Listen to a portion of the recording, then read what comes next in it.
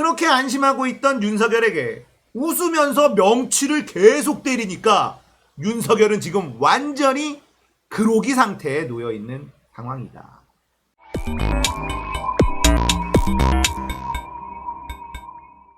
안녕하세요. 딱딱한 뉴스를 쉽고 재밌게 풀어드리는 시사건건 홀스영입니다. 자, 이번에 다룰 이야기는요, 윤석열을 완벽하게 KO시킨 박범계 장관 이야기입니다. 자, 오늘 이야기 굉장히 재밌습니다. 끝까지 시청해 주시면 감사하겠어요. 자, 박범계 장관 처음에 추미애 장관 후임으로 내정이 되고 많은 민주시민들이 추미애를 돌려달라 불안해했습니다. 왜냐? 일단 박범계 의원이 윤석열 총장과 사법연수원 동기예요.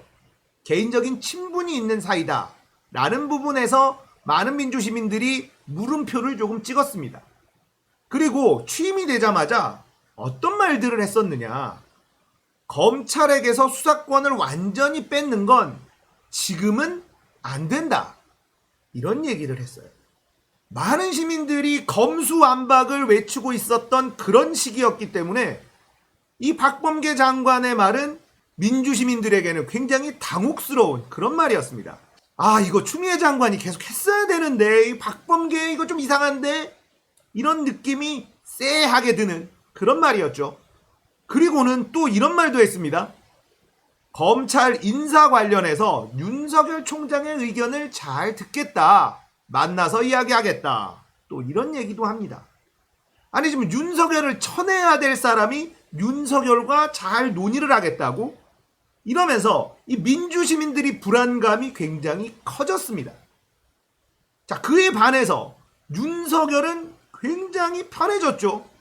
추미애라는 정말 끄떡도 안 하는 장군 한 명이 버티고 있을 때와 나랑 개인적인 친분이 있는 박범계라는 사람이 장관으로 왔을 때의 차이가 너무나 크게 느껴졌었거든요. 자, 윤석열은 박범계 장관이 취임을 하자마자 박범계 장관을 찾아갑니다. 장관 취임 축하드립니다 하고 가요. 이들은 사법연수원 동기예요. 윤석열은 구수를 했기 때문에 동기들 중에서 나이가 한참 많은 편이죠. 그래서 석열이 형 이렇게 부르던 사이다, 형이라고 부르는 사이였다 라고 알려져 있어요. 그러니까 윤석열은 찾아가는 거죠. 어이 범계, 장관 취임된 거 축하해, 이러면서 박범계 장관을 직접 만나러 갑니다. 그러면서 덕담을 나누죠. 윤석열은 이렇게 생각했을 거예요. 아, 추미애 장관 있을 때 너무 힘들었어. 그러니까 검찰 인사 이제 정상적으로 좀 돌려놓자. 검찰총장 내 의견이 충분히 반영되는 그런 인사를, 범계야 이제는 네가 좀 해줘야 돼. 추미애 때 이거 너무 말을 안 들어서 너무 힘들었어, 우리 잘해보자, 이러면서 박범계를 만나고 덕담을 나눕니다. 이게 1차 회동. 자, 2차 회동을 갔습니다. 이제 인사 관련돼서 이야기를 나눠보자. 자, 이 당시에 윤석열이 박범계 장관한테 그 인사 관련 얘기 좀 하게 그 대검으로 좀 오쇼. 이러니까 박범계 장관이 콜 갈게. 그리고 대검으로 직접 갑니다. 그때 나왔던 사진. 자, 바로 이 사진이죠. 쩍벌 석열, 이런 이름으로 불렸던 바로 이 사진이 바로 2차 회동 사진입니다. 이때 윤석열은 장관을 이리 좀 와라, 내 나와바리를 좀 봐라, 인사 관련돼서 얘기 좀 할 게 있어, 이러면서 불러요. 그리고는 윤석열은 이 이성윤 라인, 추미애가 심어놓은 사람들, 이 사람들 다 업무 배제시켜야 돼. 이거 정권에 대한 제대로 된 수사를 할 수가 없어. 그러니까 내 입맛에 맞는 사람으로 싹 물갈이 좀 해줘 라고 요구를 합니다. 박범계 장관은 알아들었다 라고 이야기를 합니다. 그리고는 윤석열의 요구를 1도 들어주지 않았습니다.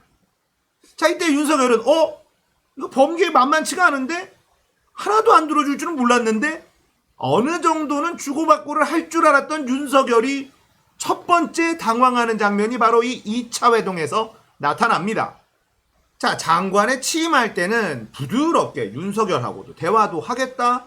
수사권 완전 박탈하는 거 지금은 곤란하다. 아직은 안 된다.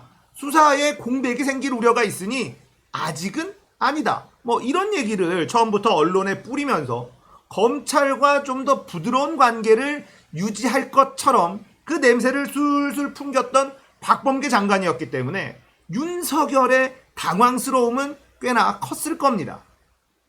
이거 추미애 지나고 박범계 가서 좋아했는데 똑같은데? 그리고는 언론에서는 박범계 장관에 대해서 제2의 추미애다 이렇게 비판을 합니다.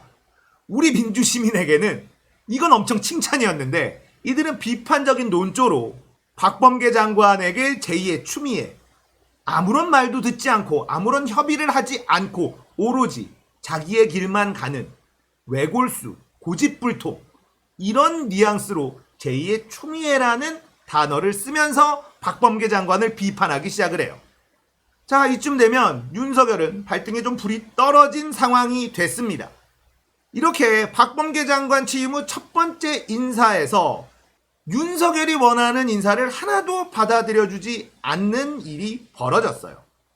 그리고 얼마 전 두 번째 인사가 단행이 됐습니다. 소폭 인사였는데 여기서 많은 뉴스가 쏟아져 나왔습니다. 바로 임은정 검사.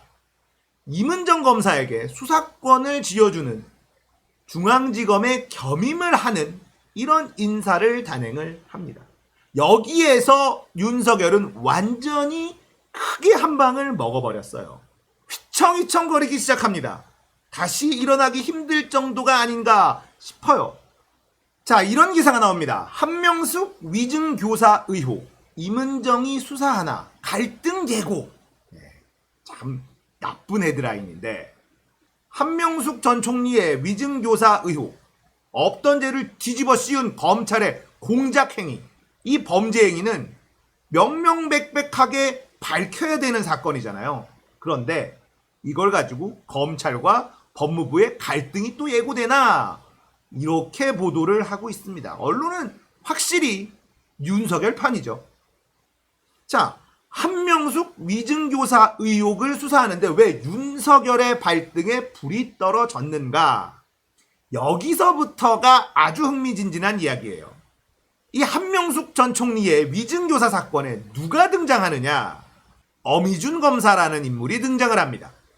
자, 뉴스타파가 파헤친 한명숙 전 총리 위증교사 사건 관련자들이에요. 맨 위에 어미준, 임관혁. 이 양반들은 현직입니다. 자, 여기를 털면 어미준이 털려요. 그런데 이 어미준은요, 대표적인 특수통입니다. 특수통. 윤석열의 아주 최측근이에요. 오른팔. 한동훈 다음 수준 정도 된다고 보시면 됩니다. 어미준을 파면 윤석열이 나올 수밖에 없습니다. 검사 동일체 아시죠? 자, 검사들은요, 조폭 같은 계보를 가지고 있기 때문에 자기 라인의 상관과 상관없는 일을 하기가 어렵다라는 게 정설이에요. 그러니까 한명숙 위증교사, 이게 윤석열의 비호나 지시 없이 이루어졌을 것이냐라는 것에 대해서 우리는 합리적인 의심을 할 수가 있습니다. 자, 어미준을 털 수밖에 없어요. 임은정 검사는 이제 어미준을 털 겁니다. 문제는 여기서 끝나는 게 아니에요. 어미준을 털면 무엇이 나오느냐? 바로 라임 사건이 나옵니다. 자, 라임 사건 기억나시나요? 술 접대 99만원 세트. 온 국민의 조롱 대상이 됐었던 검사님들을 위한 불기소 세트 99만 9천원. 자, 이렇게 조롱거리가 됐었던 바로 그 사건입니다. 라임 사건. 자, 라임 사건을 간단하게 설명드리면 한명숙 전 총리를 공작을 했었던 것. 이건 성공을 했죠. 유시민 이사장 공작을 하려다 실패했죠. 여기도 그런 공작이 들어갔다가 실패한 사건입니다. 청와대의 강기정 수석을 엮으려고 했었던 바로 그 사건입니다. 여기서 김봉현이라는 인물이 등장을 하는데요. 이 김봉현이 다 폭로를 해버려요. 검찰이 거짓 증언을 강요하고 회유하고 협박했다. 강기정을 잡는데 협조하면 보석으로 풀려주고 쉽게 처리되도록 하겠다. 협조하지 않으면 공소금액을 늘려서 20년, 30년 구형 때리겠다. 강기정 수석을 잡는데 협조하라. 그러니까 강기정에게 돈 줬다고 얘기해라. 나머지는 우리가 알아서 한다. 이 작전을 또 쓰다가 걸렸어요. 김봉현이 그냥 폭로해 버렸습니다. 그게 바로 라인펀드 사건이에요. 자, 이 라인펀드 사건에 누가 있느냐면 어미준이 있습니다. 바로 이 접대를 받은 검사 중에 한 명. 어미준이 라임 사건의 담당 검사였습니다. 이 김봉현이 폭로하기를 이 술자리, 술 접대 자리에서 특수통 출신의 검사가 왔었다. 이건 어미준을 이야기하는 것이다 라고 많은 사람들이 추정하고 있습니다. 자, 이제 시나리오가 쫙 연결이 되죠. 이야기가 완성이 됐습니다. 박범계 장관은 처음부터 한명숙 전 총리를 수사하면서 어미준을 털고 그러면 라임도 잡히고 그러면 윤석열도 잡힌다 라는 걸 계획을 다 세워놓고 있었다라는 스토리가 완성이 돼요. 박범계 장관의 이 허허실실 전략, 겉으로는 협조하는 것처럼 부드럽게 다 얘기하면서 뒤로는, 속으로는 하나도 양보하지 않고 후퇴하지 않고 오로지 전진만 하고 있는 그런 모습을 보여주고 있었습니다. 그것도 모르고 우리는 초반에 좀 불안해했었죠. 우리 뿡계 형님의 큰 그림을 이해하지 못했어요. 윤석열 입장에서는 박범계 장관의 취임이 좀 안심이 됐을 것이고, 그렇게 안심하고 있던 윤석열에게 웃으면서 명치를 계속 때리니까 윤석열은 지금 완전히 그로기 상태에 놓여있는 상황이다. 박범계 장관 진짜 고수입니다. 얘기를 짧게 한다고 줄였는데 좀 길어졌네요. 어쨌든 윤석열은 더 이상 도망칠 곳이 없습니다. 지금 거의 단두대를 향해 가고 있는 그런 기분일 거예요. 사방팔방이 적이에요. 그렇다고 내부의 분위기는 좋으냐? 지금 검사들도 윤석열에 대한 불만이 엄청 많다라는 얘기가 여기저기서 들려오고 있습니다. 윤석열이 무리하게 저항하면서 6대 범죄 사건 수사권마저도 다 뺏기게 생겼고, 이제 검찰은 아무런 메리트가 없는 그런 직종이 돼버렸다. 윤석열 때문이다. 내 전관예우 어떻게 하느냐? 이런 불만이 쏟아져 나오고 있죠. 레임덕 현상이 일어나고 있다라는 얘기가 여기저기서 막 들리고 있어요. 아마도 윤석열은 끝까지 버티긴 할 건데 윤석열의 말로는 정말 초라할 것입니다.